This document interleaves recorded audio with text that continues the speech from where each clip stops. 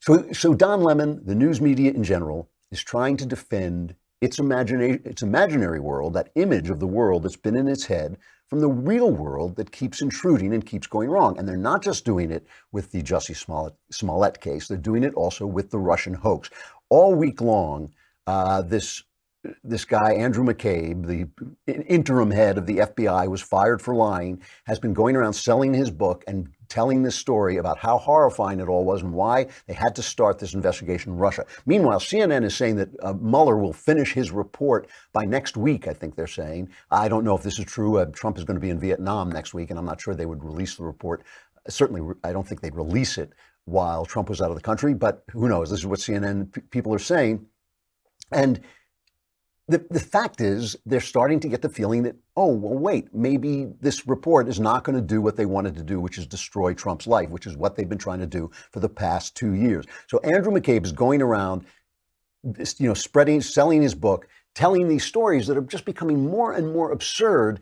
And it's just becoming more and more apparent that the press has missed the biggest story of their lifetime. The biggest story that most reporters are going to see in their lifetime was that there was, in fact, an attempt to overturn an election by a bunch of people who panicked at the sight of Donald Trump coming down the road. Not because of what Trump believed, not because of who he was, but because he was not one of them. He was not one of them. I don't think they would have panicked. I mean, I don't think they would have panicked. Ted Cruz is certainly a true conservative, but I don't think they would have done the same thing to him because he is a political animal. Trump is a guy they didn't know what to think, and they panicked. And Trump has been just he's been smushing McCabe. Here was his comment on what McCabe's been doing.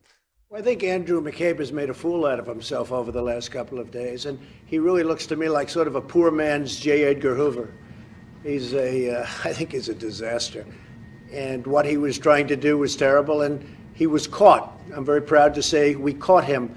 So we'll see what happens, but he is a disgraced man. He was terminated, not by me, he was terminated by others.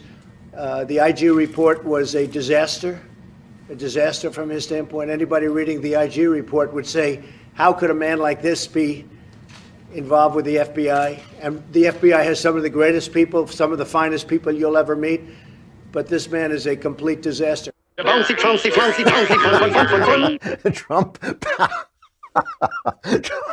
pounced on Andrew McCabe. And just to remind you, McCabe has been going around saying that after Trump was elected and after he fired James Comey, that was the important thing, fired him as he had every right to do, as his constitutional right to do. Basically, Andrew McCabe said, what are we going to do? We've got to make sure this guy, we got to investigate his ties to Russia. They'd already been investigating his campaign. We have to find out if he's a Russian spy, if he's Boris. They even was a source. McCabe is actually suggesting this, and ABC had reported it earlier on the basis of sources that they'd been investigating Jeff Sessions as a possible Russian spy. Jeff Sessions, right? I mean, until Donald Trump, Jeff Sessions was the very image of anti-Russian evil, anti-socialist conservatism. Now suddenly he's Boris Badenoff. But you have to understand, if Andrew McCabe had made a fool of himself, it's because he was under so much stress. This is from Grabian, different interviews he's been giving. These comments about the 25th Amendment and about wearing a wire have been a little bit distracting. But nevertheless, we were all operating under incredible stress. You have to remember, Savannah, this came at an incredibly stressful time. To be fair, it was an unbelievably stressful time. I can't even describe for you how many things must have been coursing through the Deputy Attorney General's mind at that point. It is understandable. He was under an enormous amount of stress at the time. The point is the stress and the complexity of the issues that we were discussing at the time. I can't describe to you accurately enough the pressure and the chaos. So you can see that in those conditions, those incredibly stressful times, it was incredibly turbulent, incredibly stressful, and it was clear to me that stress was impacting the Deputy Attorney General. What was so stressful about it? What was so stressful about it? A president was elected they didn't like, the Obama administration didn't like, and fired James Comey, as was his right. What was so stressful? It was another day at the office. There was nothing so stressful. It was him. Talk about living in his imagination. I mean, this is the thing. When you're Jussie Smollett and you're a TV star and your career is going well and you feel oppressed, that's stressful, but it's in your imagination. When you're Andrew McCabe and the boss is fired, as happens a lot in Washington, and you don't like the president, that's just another day. The stress is in your imagination. And what scenario was in Andrew McCabe's imagination? Listen to this as Anderson Cooper confronts him with the idea that essentially he's confessing to a deep state coup. I mean, if they were covering, if this were Barack Obama, the New York Times would be running war-declared size headlines saying that the FBI had tried to overturn an election. It wouldn't just be guys getting fired, as they have been. I mean, the results of the scandal are all there, but they'd be fired, they'd be dragged through the mud, they'd be tarred and feathered, they'd be thrown in the Hudson, they'd be pelted with rotten tomatoes. Instead, it's just like, yeah, whatever happened to all those guys at the FBI? Oh, they're selling a book now. Oh, good. Let's go and buy his book. Listen to Anderson Cooper confront him with this. When people say you are the epitome of the deep state, that you are the number one deep state actor, you've been revealed. How do you push back on that? I mean, Anderson, I find that so incredibly offensive. And I think that the millions of men and women who serve this country every day in all kinds of roles across the federal government would also find that offensive. People who say things like that aren't thinking about all of the things that this government does to serve this society fairly and consistently every day.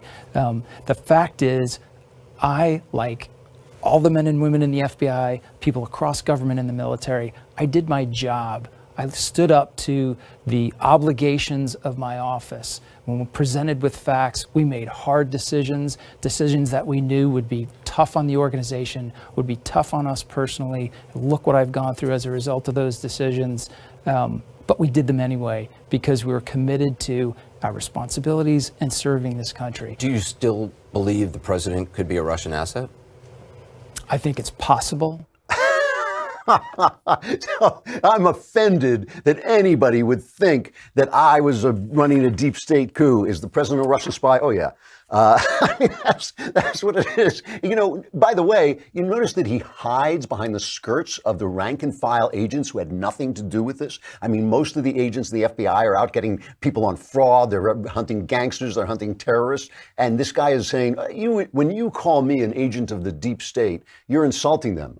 No, we're not. We're insulting you. It's you. You did this. And then he says that Trump may have been a Russian asset. So James Clapper. Now, James Clapper has been an anti-Trump enemy. This is the former national intelligence director, the guy who lied about spying on us under oath. So that qualifies you for a job at CNN. And as a commentator, he's being interviewed here, and they say, she says to him, well, is Trump a Russian asset?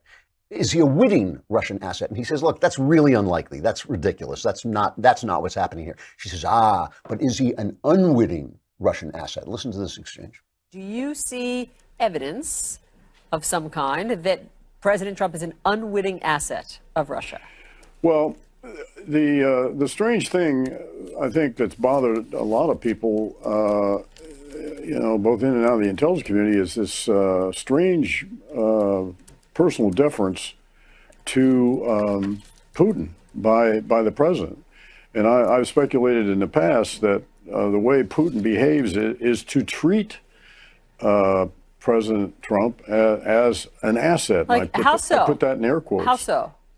Well, because of, you consider Putin's background as a trained, experienced KGB agent, and how he would approach somebody that he is trying to co-opt or influence or gain leverage over, and in this case, appeal to ego.